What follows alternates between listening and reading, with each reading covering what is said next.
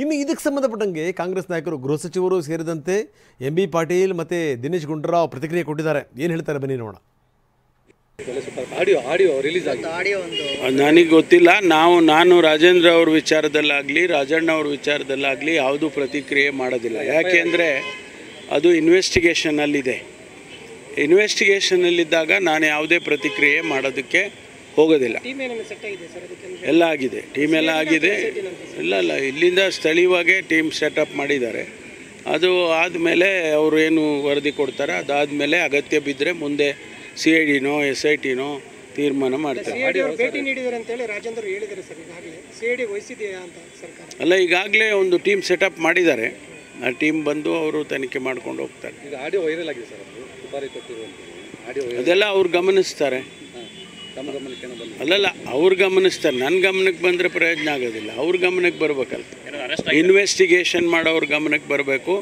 ಅವರು ಅದನ್ನು ನೋಡಿ ಅವ್ರು ಏನು ತೀರ್ಮಾನ ಮಾಡಬೇಕು ಮಾಡ್ತಾರೆ. ಒರಿಜಿನಾಲಿಟಿ, ಆಮೇಲೆ ಬೇರೆ ಬೇರೆ ಅವ್ರದ್ದೇನು ಪ್ಯಾರಾಮೀಟರ್ಸ್ ಇರ್ತವೆ ಅದೆಲ್ಲ ಮಾಡ್ತಾರೆ. ಅದೇ ಗೃಹ ಸಚಿವರು, ಪೊಲೀಸ್ ಇಲಾಖೆ ಈ ಬಗ್ಗೆ ಎಲ್ಲ ಕ್ರಮಗಳನ್ನ ಕೈಗೊಳ್ತಾರೆ. ಏನು ಆರೋಪಿಗಳಿದಾರ, ಏನು ಷಡ್ಯಂತ್ರಗಳಿದಾರ ಅದೆಲ್ಲವನ್ನು ಬಯಲಿಗೆಳ್ತಾರೆ ಮತ್ತು ಕಾನೂನು ಪ್ರಕಾರ ಶಿಕ್ಷೆ ಕೊಡ್ತಾರೆ. ನೆಕ್ಸ್ಟ್ ರಾಜಣ್ಣ ಅವ್ರ ಮಗ ಕೊಟ್ಟಿದ್ದಾನೆ ಇದನ್ನು. ಓಕೆ, ಕೊಲೆ ಪ್ರಕರಣದಲ್ಲಿ ರಾಜಣ್ಣ ಮಗನ ಕೊಟ್ಟಿದ್ದಾರೆ. ಅದು ರಾಜಣ್ಣ ಅವ್ರಿಗೆ ಗೊತ್ತು. ನನಗೆ ಅವ್ರು ಕೇಳಿದ್ರೆ ನನಗೆ ಅವ್ರ ಪ್ರಶ್ನೆ ನಾನು ಕೇಳಿ, ನಾವು ಯಾವುದೇ ರೀತಿ ಪಕ್ಷದಿಂದ ಒತ್ತಡ ಇರೋದಲ್ಲ.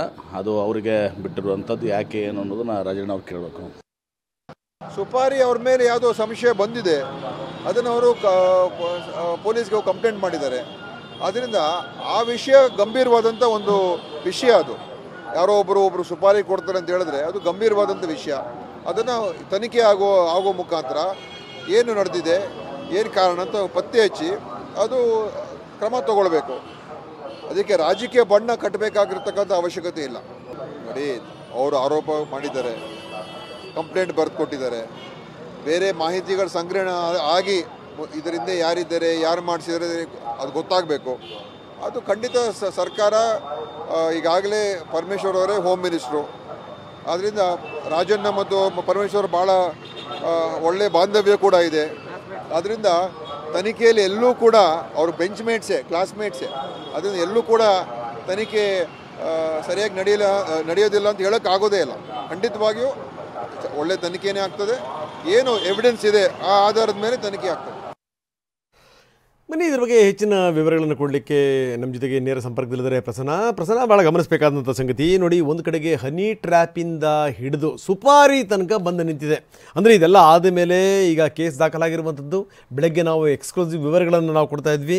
ಆ ಪುಷ್ಪ ಅನ್ನುವಂತಾಕೆ ಮಾತಾಡಿದಂಥ ಮಾತುಗಳು ಅದೆಲ್ಲ ಆದಮೇಲೆ ಈಗ ಆಕೆಯನ್ನು ವಶಕ್ಕೆ ಪಡೆದಿದ್ದಾರೆ. ಅಂದರೆ ಇದರ ಹಿಂದೆ ಸಂಚಿರುವಂಥದ್ದು ತುಂಬ ಸ್ಪಷ್ಟ ಅನ್ನುವಂಥದ್ದು ಗೋಚರ ಆಗ್ತಾ ಇದೆ. ಅದು ಒಂದು ಭಾಗ. ಇನ್ನೊಂದು ಭಾಗ ನಾವು ನೋಡ್ತಾ ಇದ್ದೀವಿ. ಈಗ ಕಾಂಗ್ರೆಸ್ನ ಹಿರಿಯ ನಾಯಕರುಗಳು 3 ಜನ ಮಾತನಾಡಿದ್ರು. ಅದರಲ್ಲಿ ದಿನೇಶ್ ಗುಂಡೂರಾವ್ ಹೇಳಿದ್ರು, ರಾಜಣ್ಣ ಮತ್ತು ಗೃಹ ಸಚಿವರು ಭಾರಿ ಆತ್ಮೀಯರು, ಇದು ತುಂಬ ಚೆನ್ನಾಗಿ ನಡೆಯುತ್ತೆ, ಜೊತೆಗೇನು ಅಂತಂದರೆ ಇಲ್ಲಿ ಹೆಚ್ಚು ಕಡಿಮೆ ಆಗುವಂಥ ಸಾಧ್ಯತೆಗಳು ಇಲ್ಲವೇ ಇಲ್ಲ ಅಂತ. ಈಗ ಕ್ಲೋಸ್ ಇರಲಿ ಬಿಡಲಿ, ಬೆಂಚ್ ಮೇಟ್ಸ್ ಆಗಿರಲಿ ಅಥವಾ ಯಾವ ಮೇಟ್ಸ್ ಆಗಿರಲಿ, ಆಗುವಂಥದ್ದು ಆಗಲೇಬೇಕು. ಬೇರೊಬ್ಬ ಸಾಮಾನ್ಯ ವ್ಯಕ್ತಿಗೂ ಆದರೂ ಕೂಡ ಸರಿಯಾದ ರೀತಿಯ ತನಿಖೆನೇ ಆಗಬೇಕು.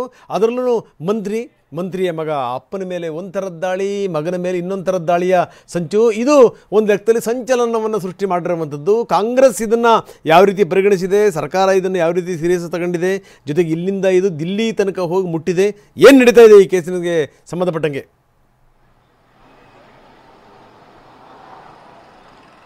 ರಂಗನಾಥ್, ರಾಜ್ಯದಲ್ಲಿ ಕಾನೂನು ಸುವ್ಯವಸ್ಥೆ ನಿಜಕ್ಕೂ ಕೂಡ ಜೀವಂತವಾಗಿದೆಯಾ ಅಂತ ಪ್ರಶ್ನೆ ಮಾಡೋದಕ್ಕೆ ಸೂಕ್ತವಾದಂತಹ ಪ್ರಕರಣ ಇದು.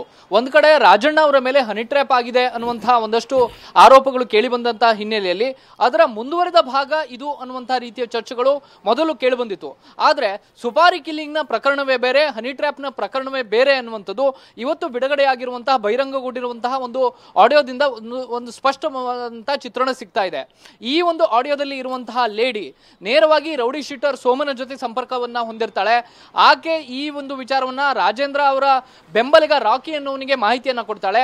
ತಾನು ಒಂದು ಆಟೋದಲ್ಲಿ ಹೋಗ್ತಾ ಇದ್ದಂತಹ ಸಂದರ್ಭದಲ್ಲಿ ಸೋಮನ ಸಹಚರರು ಅಂದ್ಕೊಂಡಂತಹ ಇಬ್ಬರು ಹುಡುಗರು ಈ ವಿಚಾರವನ್ನ ವಾಟ್ಸಪ್ ಕಾಲ್ ಮೂಲಕ ಶೇರ್ ಮಾಡ್ಕೊಂಡು ಮಾತನಾಡ್ತಾ ಇದ್ರು. ಜೊತೆಗೆ ಅಲ್ಲಿ ನಡೆದಂತಹ ಎಲ್ಲ ಪ್ರಕರಣ ಮತ್ತು ಎಲ್ಲ ಬೆಳವಣಿಗೆಗಳನ್ನ ಸಂಪೂರ್ಣವಾಗಿ ಆಕೆ ರಾಕಿ ಅನ್ನುವಂತಹ ರಾಜೇಂದ್ರ ಅವರ ಬೆಂಬಲಿಗ ಆತನ ಗಮನಕ್ಕೆ ತರ್ತಾಳೆ. 70 ಲಕ್ಷಕ್ಕೆ ಸುಪಾರಿ ಆಗಿದೆ, 5 ಲಕ್ಷ ಈಗಾಗಲೇ ಸೋಮನ ಅಕೌಂಟ್ಗೆ ತಲುಪಿಬಿಟ್ಟಿದೆ. ಇದೆಲ್ಲವನ್ನು ಕೂಡ ಸೋಮನ್ನ ಟ್ರ್ಯಾಪ್ ಮಾಡಿದ್ರೆ ಅಥವಾ ಅವನ್ನ ಬೆನ್ನು ಹತ್ತಿದ್ರೆ ಸಂಪೂರ್ಣವಾದಂತ ವಿವರ ಗೊತ್ತಾಗುತ್ತೆ ಅನ್ನುವಂತಹ ಮಾಹಿತಿಯನ್ನ ಆಕೆ ರಾಜೇಂದ್ರ ಅವರ ಗಮನಕ್ಕೂ ಕೂಡ ತರ್ತಾಳೆ ಮತ್ತು ಆತನ ಬೆಂಬಲಿಗ ರಾಕಿ ಅವರ ಗಮನಕ್ಕೂ ಕೂಡ ತರ್ತಾಳೆ. ಆದ್ರೆ ಇಲ್ಲಿ ಮೂಡ್ತಾ ಇರುವಂತಹ ಪ್ರಶ್ನೆ, ಈ ರೀತಿ ಸುಪಾರಿಯನ್ನ ಯಾರೋ ಕೊಟ್ಟಿದ್ದಾರೆ ಅನ್ನೋ ಆಗಿದ್ರೆ ಅದರ ಹಿಂದೆ ಇರುವಂತವ್ರು ಯಾರು? ಇದು ಕೇವಲ ರಾಜಕೀಯ ಕಾರಣಕ್ಕೋಸ್ಕರ ನಡೆದಂತಹ ಸುಪಾರಿ ಪ್ರಕರಣವ ಅಥವಾ ಇದರಿಂದ ಬೇರೆ ಬೇರೆ ವೈಯಕ್ತಿಕ ಕಾರಣಗಳಿದಾವ ಅನ್ನುವಂತಹ ಒಂದು ವಿಚಾರ. ಹನಿ ಟ್ರ್ಯಾಪ್ ಪ್ರಕರಣದಲ್ಲಿ ರಾಜಣ್ಣ ಅವ್ರನ್ನ ಟ್ರ್ಯಾಪ್ ಮಾಡೋದಕ್ಕೆ ಪ್ರಯತ್ನ ಮಾಡಲಾಯಿತು, ರಾಜೇಂದ್ರ ಅವರಿಗೆ ಸುಪಾರಿ ಕಿಲ್ಲಿಂಗ್ ನ ಒಂದಷ್ಟು ಪ್ರಯತ್ನಗಳು ನಡೆದವು. ಇದೆಲ್ಲವೂ ಕೂಡ ಒಂದಕ್ಕೊಂದು ಇಂಟರ್ಲಿಂಕ್ ಆಗಿದೆಯಾ ಅನ್ನುವಂಥ ಒಂದಷ್ಟು ಸಹಜವಾದಂಥ ಅನುಮಾನಗಳು ಕೂಡ ಮೂಡ್ತವೆ. ಈ ರೀತಿ ಪುಷ್ಪ ಬಹಿರಂಗವಾಗಿ ಇದೆಲ್ಲವನ್ನೂ ಕೂಡ ಇಷ್ಟು ಧೈರ್ಯವಾಗಿ ಹೇಳ್ತಿದ್ದಾಳೆ ಅಂದ್ರೆ ಅವಳಿಗೂ ಕೂಡ ಇನ್ನಷ್ಟು ಮಾಹಿತಿಗಳು ಇರಬೇಕಾಗುತ್ತೆ. ಹೀಗಾಗಿ ಪೊಲೀಸರು ತನಿಖೆಯನ್ನು ಪ್ರಾರಂಭ ಮಾಡಿದ್ದಾರೆ. ಪುಷ್ಪಾಳನ್ನ ವಶಕ್ಕೆ ಪಡೆದು ಜೊತೆಗೆ ಆಕೆ ಹೇಳಿದಂತಹ ಒಂದು ಅನುಮಾನ ಬಂದಂತಹ ಇಬ್ಬರು ಯುವಕರನ್ನು ಕೂಡ ವಶಕ್ಕೆ ಪಡೆದು ವಿಚಾರಣೆಯನ್ನು ನಡೆಸ್ತಾ ಇದ್ದಾರೆ. ಸೋಮನ ಮೇಲೆ ಇದೀಗ ನೇರವಾದಂತ ಆರೋಪ ಕೇಳಿ ಬಂದಿರುವಂತದ್ದು. ಆತನ ಫೋನ್ ಕಳೆದ 3 ದಿನಗಳಿಂದ ಸ್ವಿಚ್ ಆಫ್ ಆಗಿದೆ. ಆತ ಎಲ್ಲಿದ್ದಾನೆ ಅನ್ನೋ ಬಗ್ಗೆ ಇನ್ನೂ ಕೂಡ ಪೊಲೀಸರಿಗೆ ಸ್ಪಷ್ಟವಾದಂತ ಖಚಿತವಾದಂತ ನಿಖರವಾದಂತ ಮಾಹಿತಿ ಸಿಕ್ಕಿಲ್ಲ. ಪೊಲೀಸರು ಆತನ ಬೆನ್ನು ಬಿದ್ದು ಆತನ ಹುಡುಕುವಂತ ಕೆಲಸವನ್ನ ಮಾಡ್ತಿದ್ದಾರೆ. ರಾಜಕೀಯವಾಗಿಯೂ ಕೂಡ ಈ ಇಡೀ ಪ್ರಕರಣವನ್ನ ಕಾಂಗ್ರೆಸ್ ಗಂಭೀರವಾಗಿ ತೆಗೆದುಕೊಳ್ಳಲೇಬೇಕು. ಇಲ್ಲದೆ ಹೋದ್ರೆ ಒಬ್ಬ ಸಚಿವರ ಮಗನ ಮೇಲೆ ಈ ರೀತಿಯ ಅಟೆಂಪ್ಟ್ ನಡೀತಿದೆ ಅಂದ್ರೆ ರಾಜ್ಯದಲ್ಲಿ ಉಳಿದಂತಹ ಕಾನೂನು ಸುವ್ಯವಸ್ಥೆ ಹೇಗಿದೆ ಅನ್ನೋ ಬಗ್ಗೆ ಸಹಜವಾದಂತಹ ಅನುಮಾನಗಳು, ಪ್ರಶ್ನೆಗಳು ಮೂಡ್ತಾನೆ ಹೋಗ್ತವೆ. ರಂಗನಾಥ, ಓಕೆ, ಧನ್ಯವಾದ ತಮ್ಮೆಲ್ಲ ಮಾಹಿತಿಗೆ ಪ್ರಸನ್ನ.